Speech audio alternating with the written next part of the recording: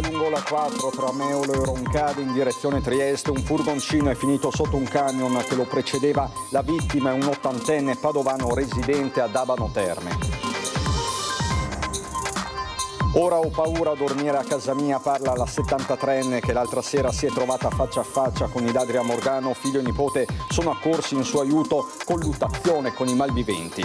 Riconoscere le aggravanti della crudeltà e dello stalking, la Procura di Venezia presenta appello contro la sentenza che ha condannato Filippo Turetta all'ergastolo per l'omicidio di Giulia Cecchettin.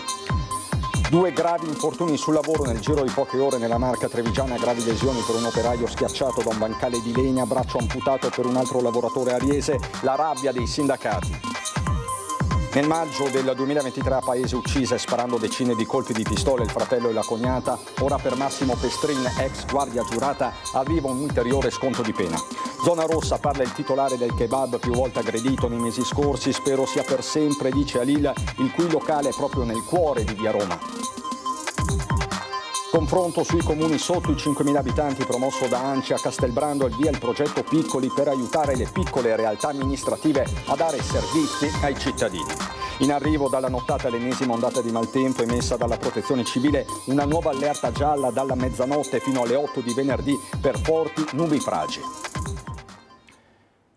Bentrovati, buonasera telespettatrici, telespettatori di Antenna 3. È l'ennesimo incidente stradale ad aprire questa edizione trevigiana dei nostri telegiornali. L'ennesimo incidente stradale con esito letale che si è registrato nel pomeriggio di oggi in A4 tra Roncade e Meolo. La vittima è un ottantenne padovano, Emilio Gambon, residente ad Abano Terme. Ci racconta tutto Daniela Sizia con le immagini di Tommaso Migot.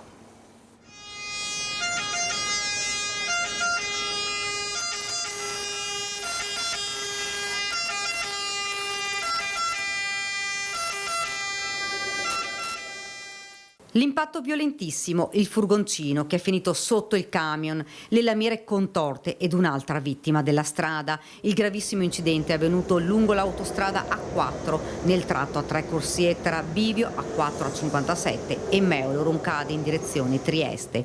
Sul posto i vigili del fuoco che hanno lavorato a lungo per riuscire a liberare la vittima rimasta incastrata nel posto di guida.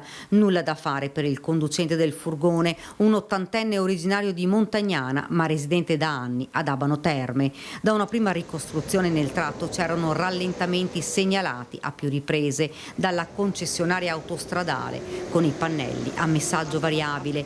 Ad un tratto il furgone, per motivi da accertare, ha urtato a forte velocità l'autoarticolato che lo procedeva nella coda a tratti.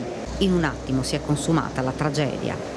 Nulla hanno potuto fare i sanitari del SUEM 118 arrivati con ambulanza automedica e elisoccorso. L'uomo è morto sul colpo. Le squadre dei vigili del fuoco che sono accorse da Mestre Treviso con l'autogru hanno messo in sicurezza i veicoli coinvolti ed estratto l'autista del furgone. Il lavoro dei soccorsi ed il silenzio degli operatori di fronte all'ennesima vittima della strada. Il tratto non è stato chiuso, ma il traffico è stato fatto deviare su una corsia. Inevitabili comunque le lunghe code. Sul posto la polizia stradale ed il personale ausiliario di Autostrade Alto Adriatico. Ho avuto tanta paura, non sono ancora tornata a dormire a casa mia, così Mariella Micheletto, 73 anni, che l'altra sera si è trovata faccia a faccia con i malviventi, rubati gioielli e ricordi di una vita. Il figlio che è accorso in aiuto della mamma dice non c'è più sicurezza, devono darci il modo di difenderci da soli. Sempre Daniela Sizia con Tommaso Migot ha raccolto il loro racconto e il loro sfogo. Gli hanno portato via tutto, preziosi suoi della mamma e ricordi del marito, una vita che custodiva in una stanza. Ora non le è rimasto nulla, ma soprattutto non ha più dormito in casa sua. Si è trasferita per queste notti nelle abitazioni del figlio. Però bisogna che cominci un po' alla volta a abituarmi di nuovo, perché questo è... Pensavo di essere al sicuro con l'allarme tutto chiuso, invece non sono al sicuro per niente. Un nodo alla gola, la voce che si spezza quando ripensa a quei minuti terribili. Quanta paura, signora? Tanta, perché ancora adesso mi tremano le gambe e non si riesce a andare giù. Mariella Micheletto, 73 anni, ci racconta di quei momenti di terrore quando si è trovata faccia a faccia con uno dei banditi. Quando ho aperto la porta che divide il reparto giorno e il reparto notte, praticamente me lo sono trovato davanti, tutto incappucciato di nero, e l'altro che lo seguiva dietro praticamente è andato verso le camere. Io ho richiuso la porta e sono andata al telefono a chiamare mio figlio e mio nipote e poi ho chiamato il 112. La donna è barricata in cucina. Loro, nonostante l'abbiano vista, hanno arraffato tutto quello che hanno potuto, mettendo i preziosi nella federa di un cuscino. Dopo la chiamata ai familiari, che abitano accanto, sono accorsi subito il figlio ed il nipote. Io non sapevo dove era mia mamma dentro casa e non sapevo cosa gli avevano fatto, insomma.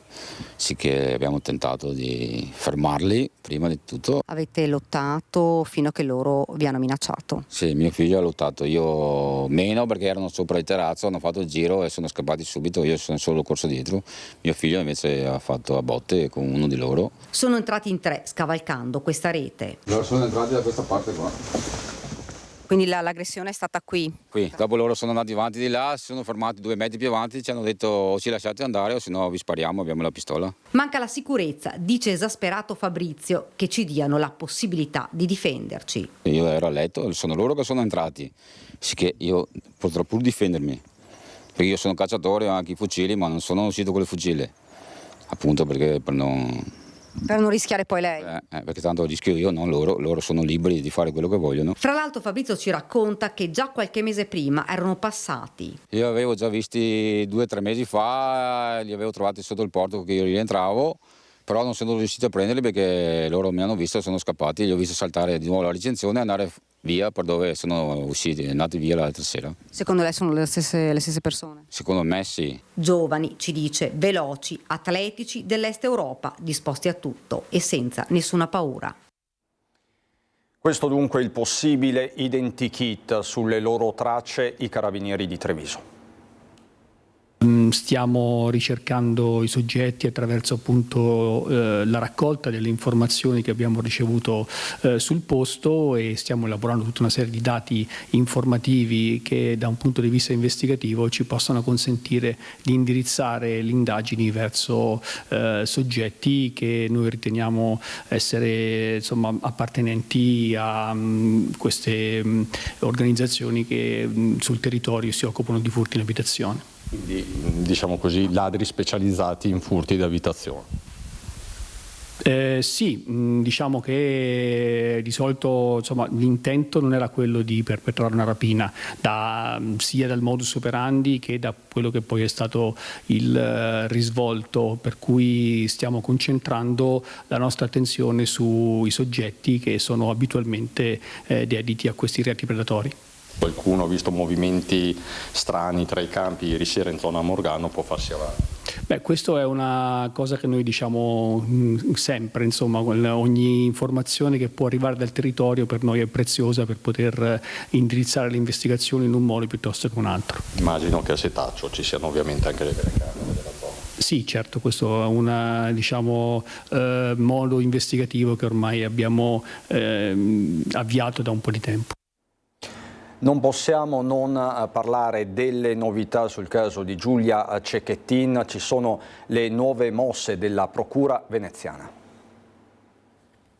Per il pubblico ministero non ci sono dubbi, 75 coltellate sono crudeltà perché hanno prolungato l'agonia di Giulia, così come le migliaia di messaggi a tutte le ore del giorno e della notte e i recatti emotivi a cui Filippo Turetta sottoponeva la ragazza sono stalking. Per questo la Procura di Venezia ha presentato appello contro la sentenza di primo grado che lo scorso 3 dicembre aveva condannato Filippo Turetta all'ergastolo per l'omicidio dell'ex fidanzata Giulia Cecchettin, una sentenza che però non aveva riconosciuto le aggravanti della crudeltà e dello stalking. Il pubblico ministero Andrea Petrone punta dunque a veder riconosciute le 2 aggravanti in secondo grado. Giulia venne aggredita più volte la notte del delitto e 75 coltellate dimostrano un accanimento che ha senza dubbio prolungato l'agonia della 22enne studentessa di ingegneria dell'Università di Padova, senza tener conto degli atti persecutori a cui era stata sottoposta nei mesi precedenti il delitto, una condizione che la ragazza aveva raccontato privato, anche in un audio alle amiche in cui parlava dei continui messaggi di Filippo Turetta, messaggi in cui le diceva di volersi togliere la vita se lei non fosse uscita con lui. Turetta inviava SMS in continuazione a Giulia e questo per il PM va inquadrato come stalking. A stabilirlo ora ci penserà la Corte d'Assise d'Appello di Venezia. I termini per presentare i ricorsi scadono il 27 maggio, ma al momento la difesa di Turetta non ha presentato richiesta di appello.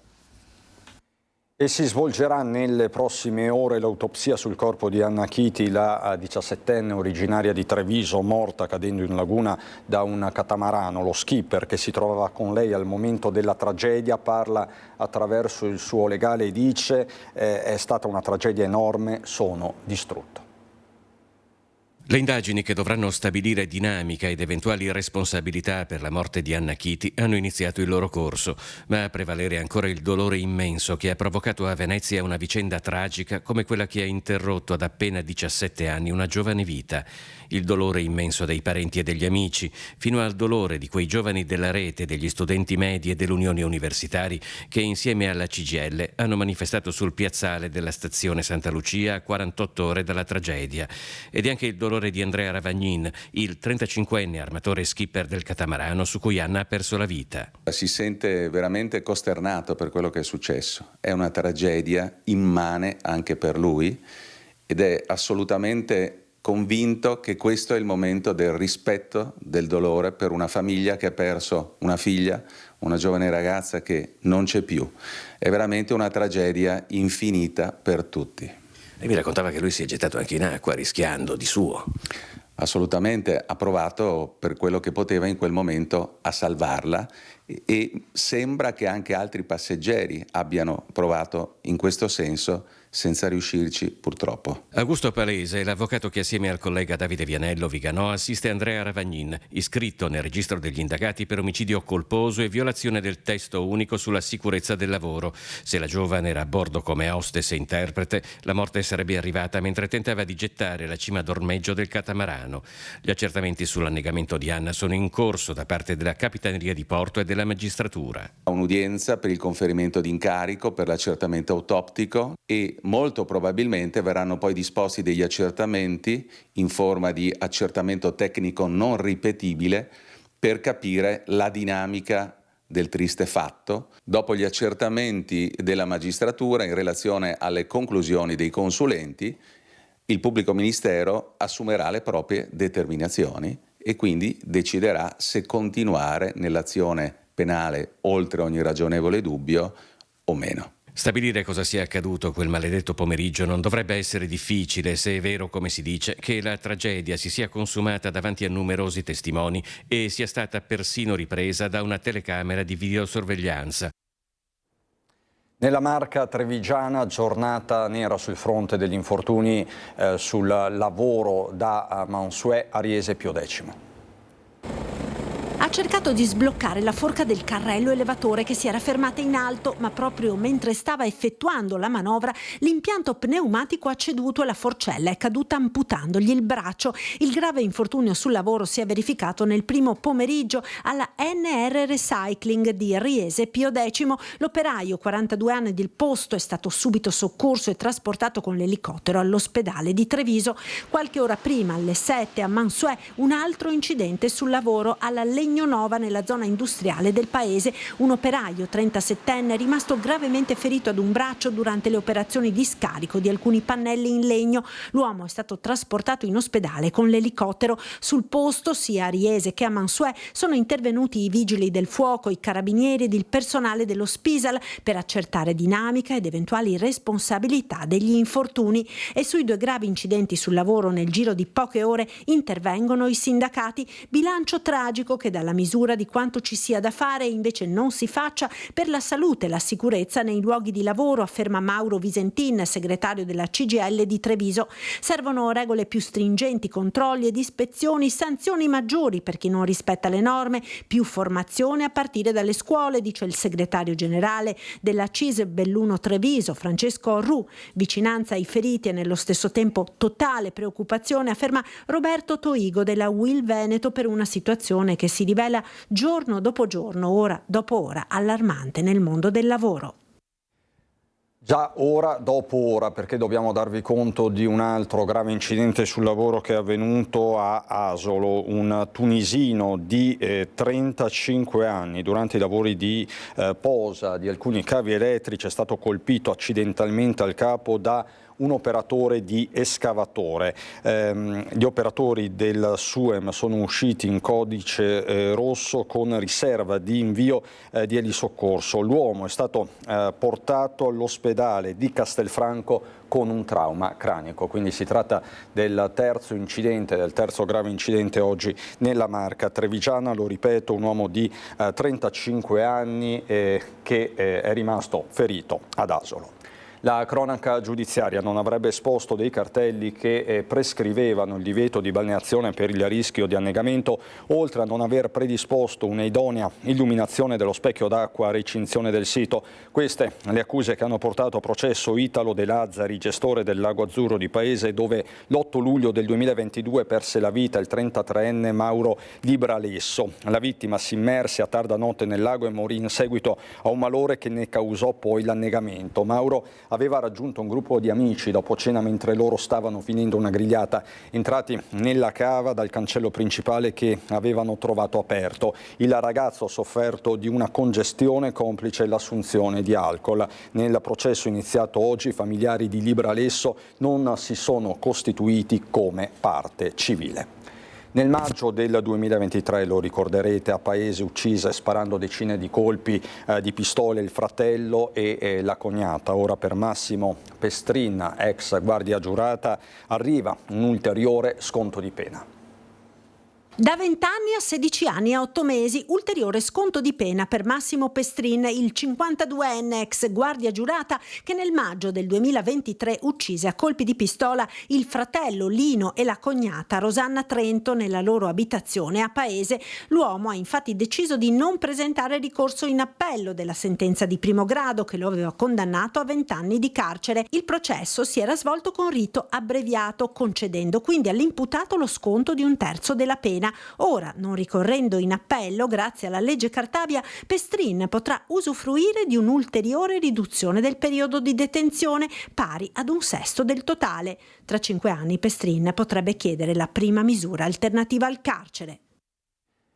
Non si hanno più notizie di Ozian Osmanowski, 26 anni, residente a Susegana. La scomparsa è stata segnalata ai carabinieri. Il giovane è alto circa 1,65 m, peso 80 kg, ha capelli neri e occhi marroni. Si è allontanato a bordo della propria auto, una Polo targata EM880 AS, nella mattinata del 18 maggio scorso, facendo perdere poi le proprie tracce. Al momento dell'allontanamento indossava pantaloni neri, maglietta, maniche corte bianche e gilet scuro. Chiunque lo ha visto o abbia informazioni utili ai fini delle ricerche è pregato di contattare il 112. Si cerca quindi senza soluzione di continuità questo 26enne residente a Susegana.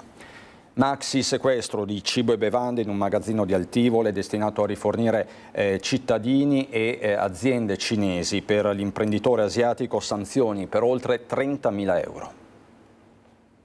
Pesce, carne, yogurt, tofu, germogli di soia, frutta, verdura, legumi e funghi.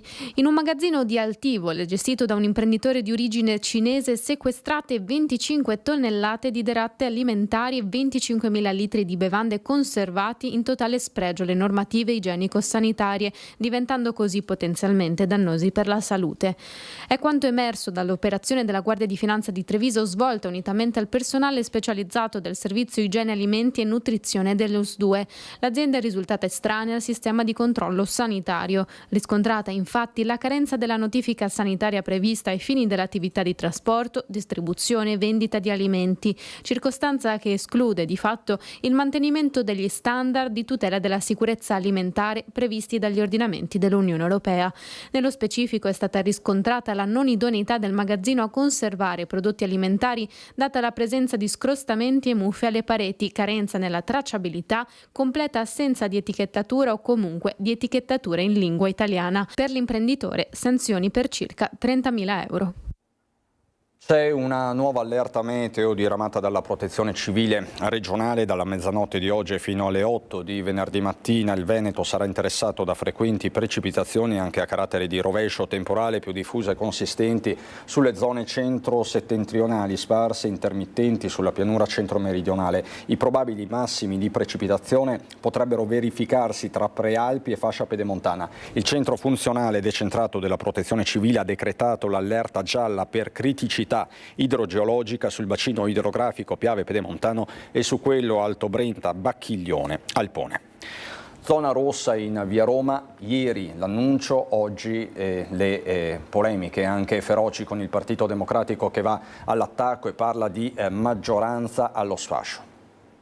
Una maggioranza che, possiamo dirlo, non esiste più. Il litigio è continuo, è su tutto. Se il sindaco non vuole la zona rossa, Fratelli d'Italia ne chiede una. Se il sindaco accetta una zona rossa, Fratelli d'Italia ne chiede due. Non sappiamo più come verranno governati fenomeni complessi di cui si sta facendo solo una mera propaganda e una mera battaglia politica. Attorno alla zona rossa di via Roma l'umore interno alla maggioranza è nero, soprattutto dopo la stoccata di Mario Conte agli alleati di Fratelli d'Italia. Inutile perdere tempo chiedendo altre zone rosse, la frase pronunciata dal sindaco in prefettura con riferimento alle richieste già avanzate dagli esponenti di Fratelli d'Italia relative a via Collalto e a Santabona. Meloniani che in queste ore preferiscono non commentare l'uscita del primo cittadino, accolta però con malcelato fastidio. L'opposizione si insinua tra quelle che appaiono delle crepe. Quanto alla sostanza, il tema sicurezza resta, anzi si sposta. Io penso che appunto la zona rossa sia un palliativo che non servirebbe, che concentrerà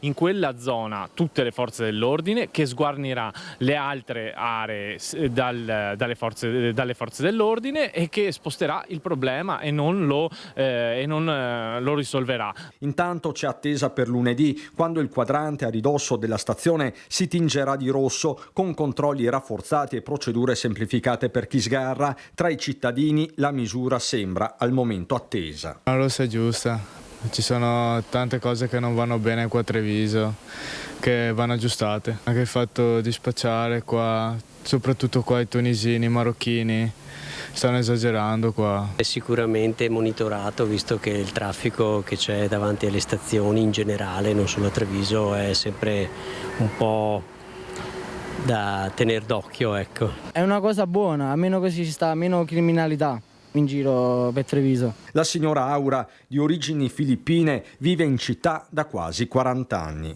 Per me è giusto, non è male. È più positivo che negativo. Servono più controlli in questo? Così. Vedi, senza controllo mi fa paura camminare qualche volta. Pronta a scendere in campo anche l'ULSS 2, imminente la presentazione di un progetto contro bullismo e disagio giovanile nel quale ci saranno anche gli educatori di strada.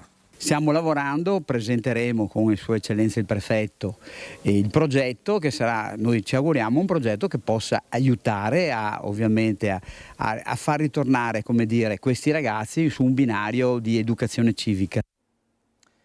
Ma a parlare anche il titolare del kebab, più volte aggredito nei mesi scorsi, è diventato protagonista di un vero e proprio caso nazionale. Spero che questa zona rossa sia per sempre, dice ai nostri microfoni Halil, il cui locale è proprio nel cuore di via Roma.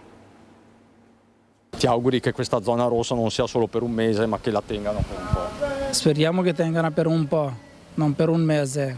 Speriamo che sarà sempre. Vediamo come succede dopo. Spera in una zona rossa permanente o qualcosa di simile. Halil Meral, il titolare del kebab di via Roma, più volte finito nel mirino di violenti e facinorosi, ancora vivide le immagini dell'aggressione shock subita da alcuni marocchini. Il caso di Halil, poco meno di un mese fa, aveva fatto letteralmente il giro d'Italia quando la licenza del suo locale era stata sospesa per 7 giorni dalla questura, un provvedimento molto discusso adottato in via precauzionale anche a tutela della vittima, ma da più parti definito ingiusto. Polemica che ora sembra archiviata, soprattutto in vista di questa prima e nuova zona rossa. Speriamo che sarà sempre la zona rossa, perché quando ci sono la forza dell'ordine qui è tranquillo, è molto bene, lavoriamo bene non ci sono gasine, non ci sono niente, non ci sono gli spacciatori, speriamo che sarà sempre così. In via Roma più che altrove pare di capire la presenza di agenti e militari fa la differenza, se ci sono si assiste a un vero e proprio fuggi-fuggi. Quando non ci sono le forze dell'ordine arrivano, quando ci sono non c'è nessuno qui, è tranquillo, però ci sono anche le militari qui sempre. Ci sono le carabinieri, arriva anche la polizia locale, tutti arrivano da questi giorni, è molto tranquillo. Insomma, la strada intrapresa sembra quella giusta. Lo stesso Halil, che nei giorni caldi aveva anche confidato di volersene andare, ha cambiato idea. Del resto non c'è soltanto una famiglia da mantenere, ma pure un'attività con 5 dipendenti. Non posso andare, io sono qui, anche questa è una casa mia. Non posso lasciare la mia casa, sono qui da sempre.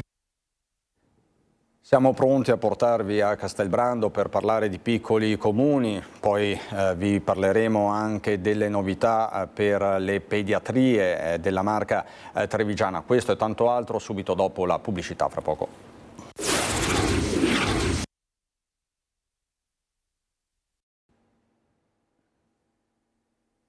Di nuovo in diretta per andare a Castelbrando e parlare di piccoli comuni.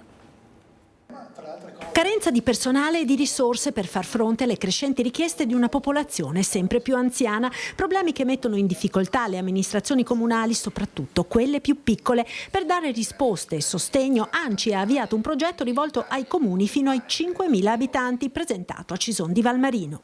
Parte un grido d'allarme che riguarda un po' tutti i comuni da un punto di vista normativo e di finanze, ma in particolare i piccoli, perché si vedono molte volte costretti i sindaci a guidare lo scuolabus, a mettersi in gioco in prima persona per garantire proprio quei servizi che gli vengono richiesti, come a noi dei grandi comuni, dai loro cittadini. ANCI affiancherà quindi i piccoli comuni, oltre 230 quelli coinvolti sui 1.700 totali che hanno aderito, in un percorso per aiutarli nelle molteplici attività.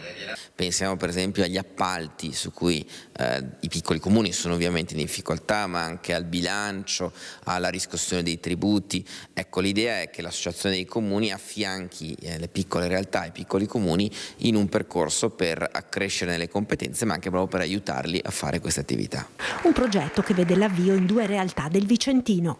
Uno è Nove, l'altro è Grisignano di Zocco, che faranno da aggregatori per molti altri comuni proprio per implementare e portare avanti questa sperimentazione di collaborazione fra amministrazioni, seguite però direttamente da esperti e tecnici messi a disposizione da ANCI. Politiche di trasporto locale, servizi sanitari, digitalizzazione, anche i piccoli comuni devono essere in grado di stare al passo, altrimenti lo spopolamento, specie nelle realtà di montagna, sarà sempre più grave. Dal canto loro i comuni più grandi, come i capoluoghi di provincia, hanno un ruolo importante in un'ottica di sussidiarietà. Abbiamo anche in questo caso 2 ottimi esempi in Veneto, da Treviso e Vicenza, che hanno creato la Grande Treviso e la Grande Vicenza, dove i comuni più strutturati, che hanno maggiori competenze, si mettono a disposizione per i comuni dell'Interland. Treviso ha aggregato 20 comuni, con Treviso sono 21, dove condividiamo politiche ambientali, urbanistiche, di mobilità, mettendo a disposizione quelle che sono le competenze interne, quindi i dirigenti, i tecnici, che i comuni magari della prima cerchia periferica della città potrebbero non avere a causa di tutti i problemi che sono stati citati oggi. Terzo mandato, il nodo del terzo mandato, il divieto è stato definito principio fondamentale da parte della Corte Costituzionale. Ne ha parlato a Ring con il vice direttore Ferdinando Avarino il professor Mario Bertolissi, costituzionalista, facendo anche riferimento alla vicenda del governatore Luca Zaia, che di fatto è già al suo terzo mandato. Non si tratta di un mandato abusivo, chiarisce Bertolissi, ma qualcuno avrebbe potuto sollevare la questione. La Corte dice no. Il principio del divieto del terzo mandato in presenza di una elezione diretta a suffragio universale opera immediatamente da quando è stata approvata la legge del 2005. Apre un mondo quello che lei ha appena spiegato. Apre un mondo. Cioè sì, che il mandato attuale in conclusione di Luca Zaia ha lo stesso principio. Sì. E quindi non si può fare nulla. Cioè, però nel senso che lui ha già fatto il terzo mandato, sì, proprio perché nel corso del primo ha recepito quel famoso limite dei 2. Ma poteva anche, non era doverosa la recezione. Esatto. l'ha recepito e ha stabilito anche il principio. La Corte Professore, mi passi si sofferma su questo punto. È come fosse abusivo il mandato attuale di Luca Zaia che si sta concludendo, capisce? No, direi di no, per la semplice ragione che non era stato concluso un mandato elettorale quinquennale, eravamo ancora in mezzo e la Corte prevede lì in un inciso che questo sia conforme a Costituzione, cioè quel tipo di intervento fatto a ridosso dell'entrata in vigore della legge statale che pone il principio fosse conforme a Costituzione. Va bene. In ogni caso, tenga presente che in passato qualcuno avrebbe potuto anche impugnare l'ultima delle elezioni in via incidentale. È esattamente questo che stavo dicendo, cioè qualcuno avrebbe potuto farlo durante questi 5 anni. Avrebbe potuto farlo. La pagina dell'economia, il turismo salva il bilancio trimestrale del settore del commercio e dei servizi in provincia di Treviso. Bene i ponti primaverili, si guarda con ottimismo l'estate, resta il nodo del caro bolletta e dei negozi di vicinato. Nella Marca trevigiana l'indice di fiducia è più alto della media nazionale di 5 punti.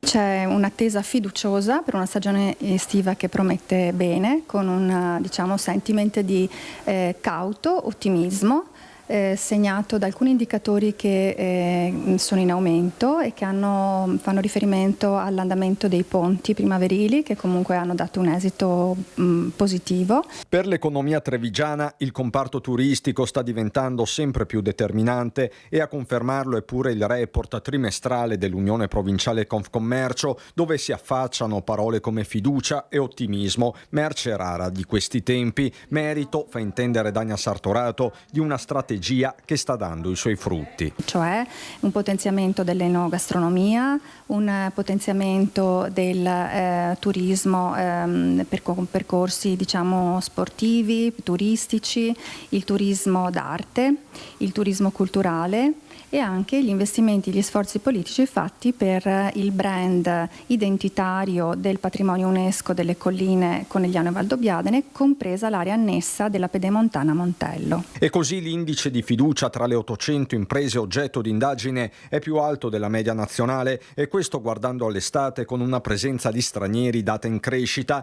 Lo stesso numero di imprese attive nel terziario rispetto a dicembre 2024 è aumentato di 100 unità, numeri aspettativi che compensano la crisi mai sopita dei negozi di vicinato, soprattutto nei comuni meno centrali, per non parlare di un'altra cronicità, il costo dell'energia. Non migliora la situazione del costo dei fornitori, purtroppo anche per via dell'alto costo non è diminuito quello della bolletta energetica, migliora però la situazione della domanda offerta di credito, con un ritorno degli imprenditori in banca per chiedere il credito del quale hanno bisogno. C'è un aumento della crescita del credito da parte dei clienti, dovuto al fatto che ci sono cenni veramente di ripresa dopo l'ultimo trimestre 2024, e questo lo vediamo sulle richieste che sono aumentate e soprattutto anche sull'erogato.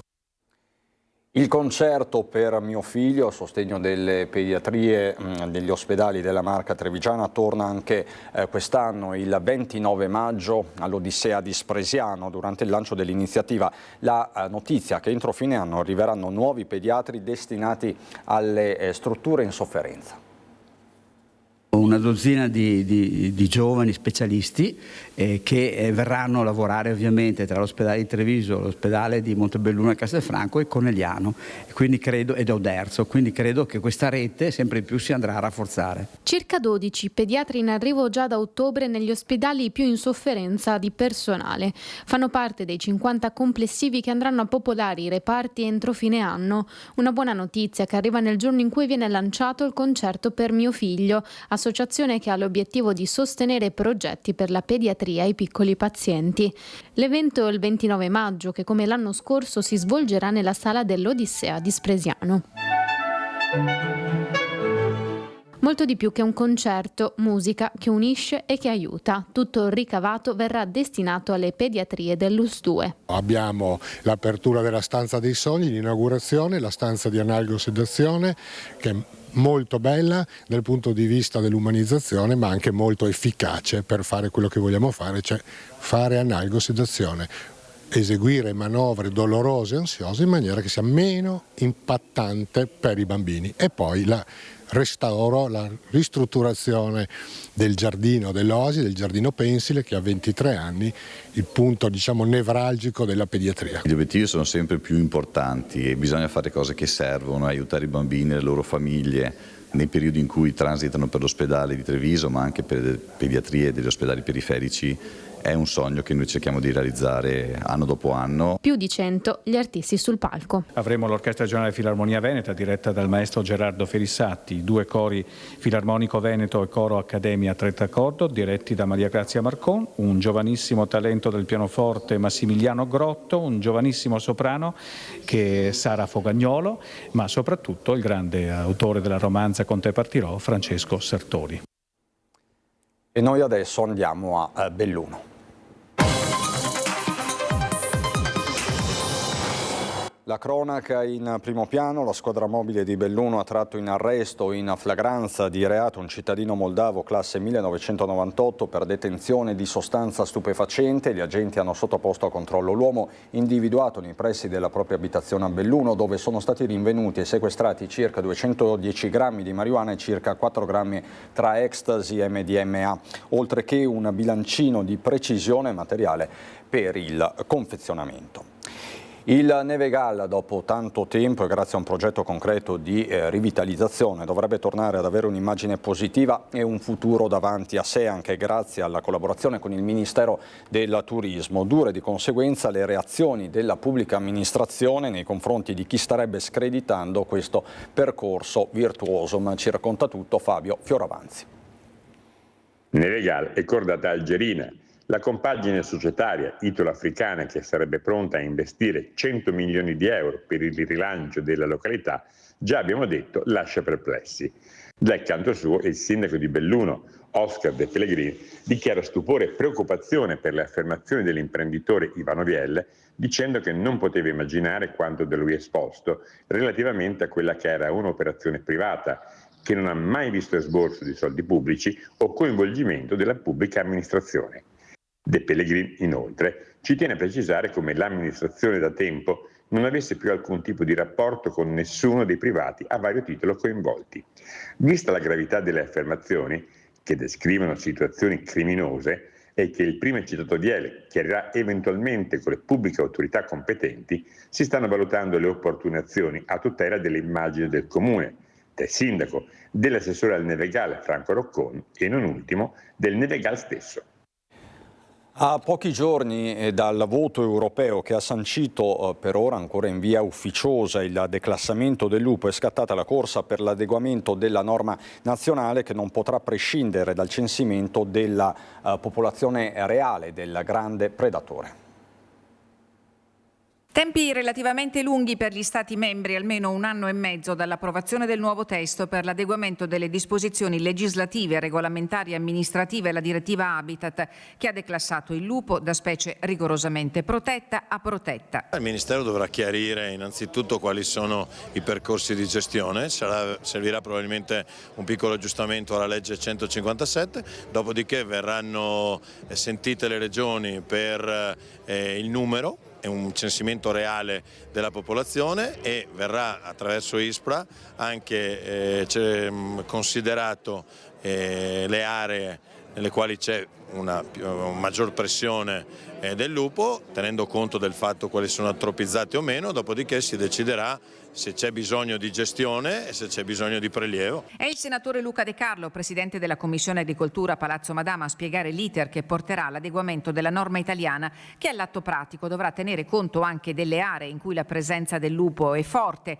come accade nel territorio bellunese. Vuoi per lo spopolamento, vuoi per l'abbandono di tante attività, oggi il lupo ha trovato trovato un habitat sostanzialmente naturale, magari in certi punti dovremmo e potremmo incidere molto di più, soprattutto su quelli che sono più confidenti, cioè quelli che hanno perso la paura dell'uomo. Si aprirà la caccia al lupo? Ma si tratta di un processo di gestione, non di caccia, si tratta semplicemente di valutare laddove c'è troppa pressione e verranno fatte sempre su base scientifica, non ascoltando la pancia, ma su base scientifica, e questo credo che sia a beneficio sia di tutti gli operatori che hanno bisogno oggi di vedere un'azione concreta del governo, ma anche di tutti quelli che ne tutelano l'animale e che lo amano.